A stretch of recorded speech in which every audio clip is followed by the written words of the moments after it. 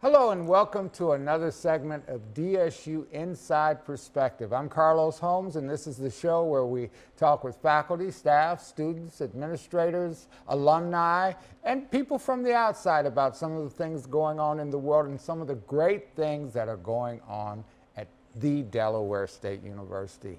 We're going to talk a little bit of history today, and to do that, I've got someone here who probably can go back farther than anybody else. I have Dr. Reba Hollingsworth with us here today.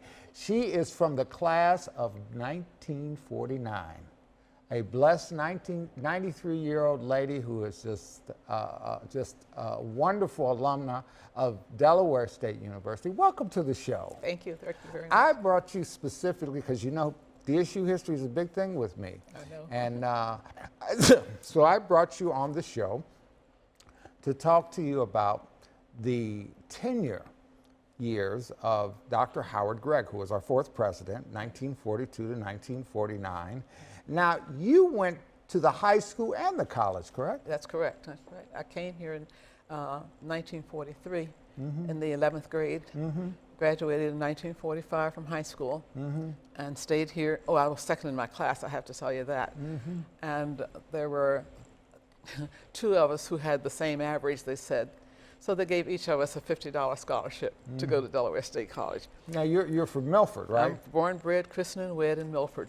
But you lived here on campus. Lived here on campus. Because today you would probably commute, right? I probably would. But now, back then, you couldn't Well, commute. it was you had to either ride the short line bus or you have your parents bring you, and so. Oh, there was a bus service. There was a bus, there was a commercial bus, the short line bus company. But we rode that bus when we went home and came back. But they would stop at the State College Road out here and pick us up. And so we didn't really have to go in town to the bus station. But the bottom line is you lived out here. I lived on campus from 1943 through 1949. The gentleman behind me here is Dr. Howard Gregg. He is the first doctorate to come to Delaware State College. Actually, it was the State College for colored students at the time. That's right. He was the first president we had that actually came with an earned doctorate. He also brought the first faculty here that had doctorates. Yes, right? at the time I was here, there were four, as I remember, four faculty members who had a doctorate degree. In addition to Dr. Gregg, there was Dr. Weaver, there was also Dr. Gordon, and Dr. Boyd, who was the only woman who had a doctorate at the time. And everybody else here either had a master's or a bachelor's degree. And I think some of the secretaries only had the training from the secretary program. But, well, you were here in high school and then at the college, basically through the breadth of Dr. Howard's tenure here. What do you remember about him? I remember that, well, I did hair on campus for one thing, and so I did the faculty women's hair, which gave me an opportunity to get to know the faculty as I knew students. And since the campus was really a small campus with 200 plus faculty, students, and everybody here, it was like a big family. And he embraced me and the rest of us to the point that I could go over to this house and eat if I didn't like what was in the dining hall. And he would always tell Naomi, who was his cook, give Reba something to eat whenever I didn't have money to pay for my room and board. That was always. I would go to his office and get special permission to take my exams. Even to the point when I graduated, I didn't know I was going to be able to participate because my bill was not paid. And he gave me permission to participate in the graduation.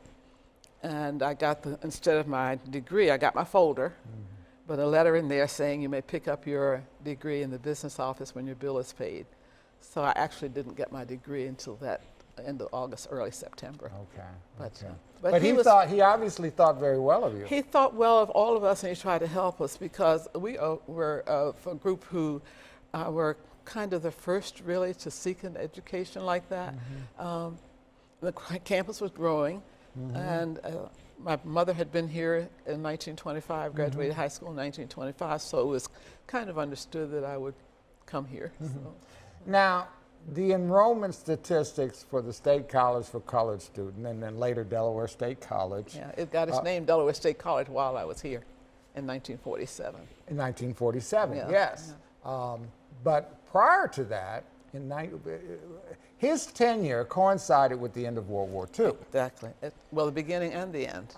Well, 1942 when he came was actually when the Americans got into World War II. But the thing that I'm really focused on is the fact that our enrollment just kind of really increased dramatically for, relatively speaking, for the time. Well, it tripled from 132 students in 1942 in the college, not the high school, but in the college, 132 students, and it ballooned to 387. And a lot of that was relating to this influx of veterans who were using their GI Bill. Is that your recollection? Yes, it is. But before that, actually, there were a lot of the students who actually went into World War II from high school and college and had not finished their degree. And so the enrollment actually decreased, and then after the war, when they came back on campus, then we had a real increase of students, to the point that they actually had to build veterans' quarters so that especially the married veterans would have a place to live. That wasn't the T building, was it? No, no, it was a building. There was a whole set of apartments near Delaware Hall and the boys' and men's dormitory over on that side of the campus. Okay, okay. Well, it seemed like it caused some pressures on the university. Yes. The dormitories were inadequate. Exactly. In fact, do you recall the students not being very happy about the state of affairs there? Some of them were, but for many of us, it was better than home. Really? Yeah, because many of us had come from, well, for me, for instance, I had grown up in a 3-room house, not a 3-bedroom house, a 3-room house in Milford with 7 children and my mother and dad.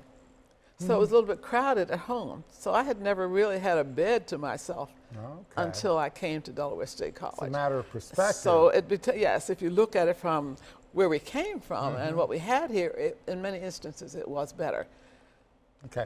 Well, there was a group of students in 1949 that submitted a list of grievances. Well, those students, many of them actually were the veterans who had come back to Delaware State. And I remember very well when we always had family-style dining room privileges.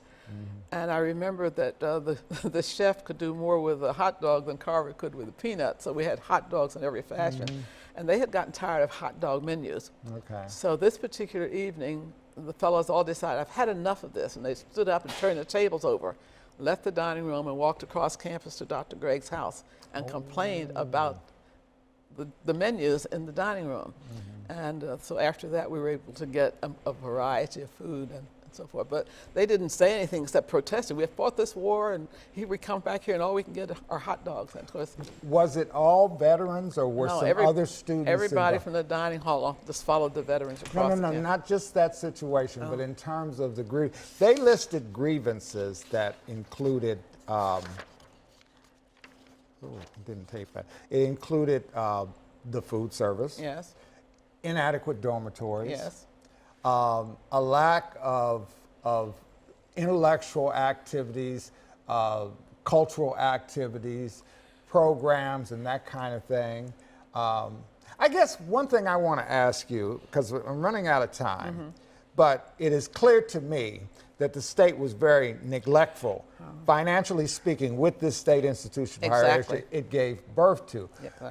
Do you believe a lot of the challenges that Dr. Gregg faced during his presidency could be attributed to the neglect? Definitely, the neglect and the fact that we were actually not even considered really as a college as such. You know, we were those colored people out there on a mile or so from town. And they would ride by, the legislators and whites, never even come on campus. And so they really did not know what was going on here. And then when it was like being out on an island by yourself. And so whatever you didn't grow, basically you didn't eat. The kids who were taking agriculture grew the food. Right. The girls in home economics would can it and prepare it. And I was working in the dining room at the time. I need to do 2 segments Yes. with you because I'm just not, I haven't got even through half of what I wanted to talk about.